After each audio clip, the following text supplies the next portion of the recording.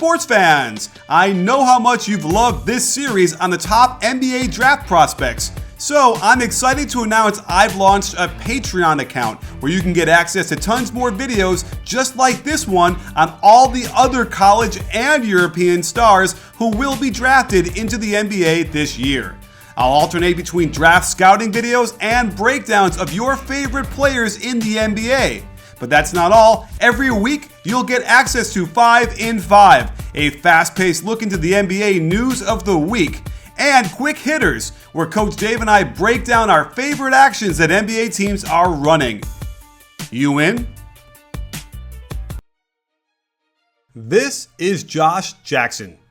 He is not this Josh Jackson. This Josh Jackson plays forward for Kansas. Here are his measurements.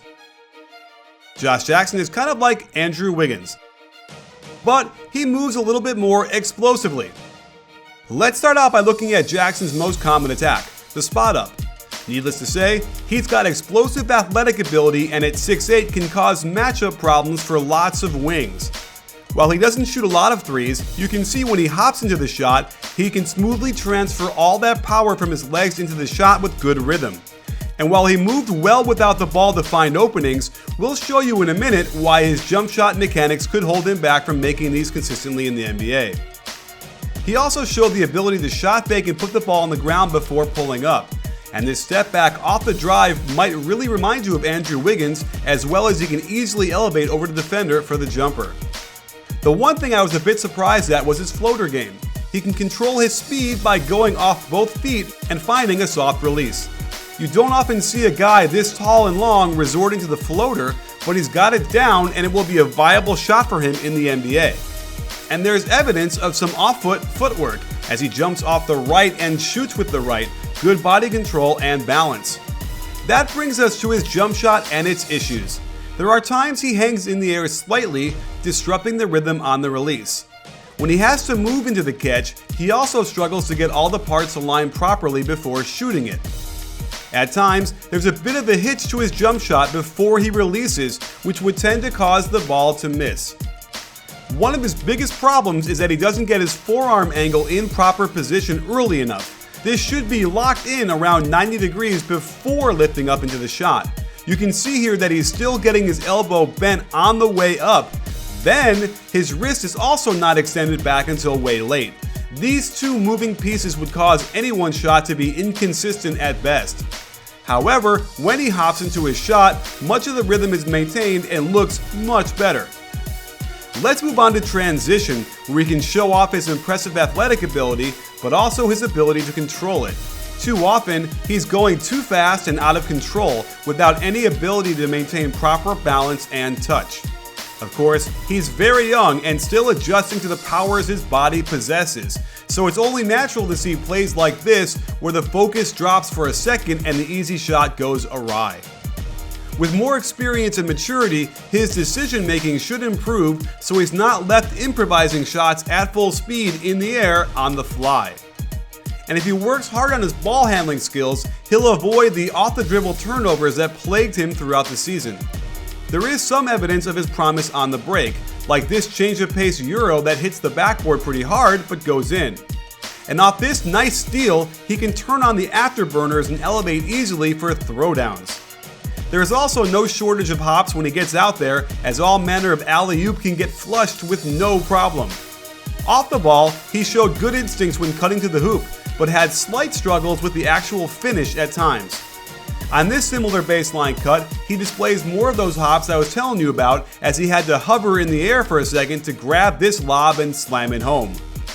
Jackson doesn't just pass and stand around, he has instincts to pass and cut, and his teammates found him for many of his highlights on cuts like these. However, on drive and dishes to him, there were times when he'd just rush it and miss the short shots badly, or shy away from the contact, getting stuck up in the air with nowhere to go and an almost impossible shot.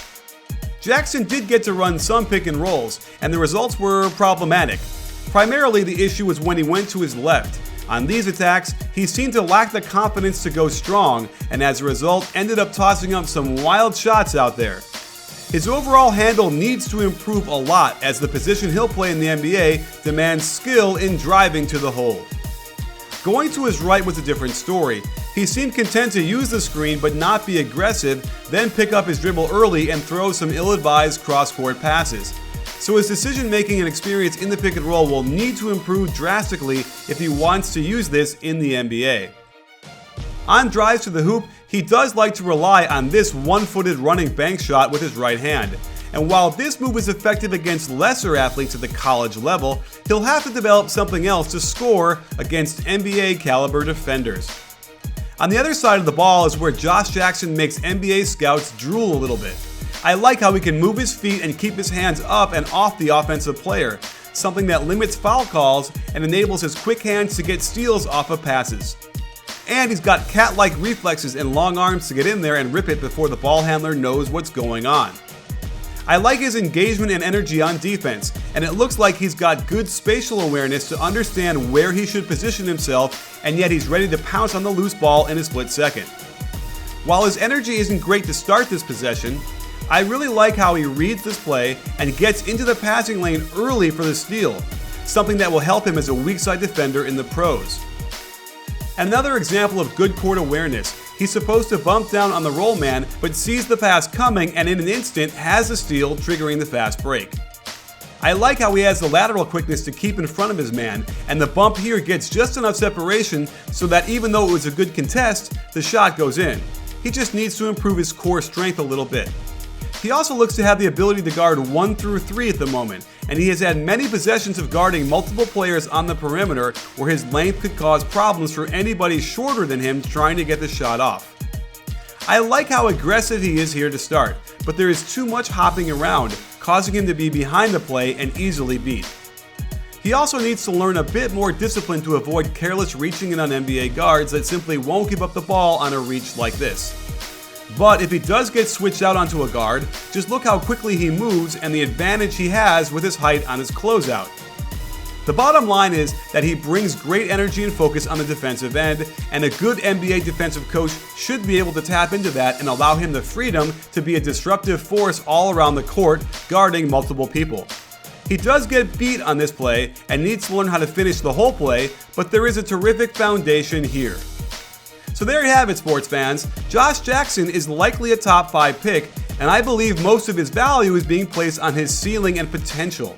He is still very raw and needs to do a ton of skills polishing over the next few off seasons. But if he trains hard and trains well, he should improve consistently to become a real asset to whichever NBA team drafts him.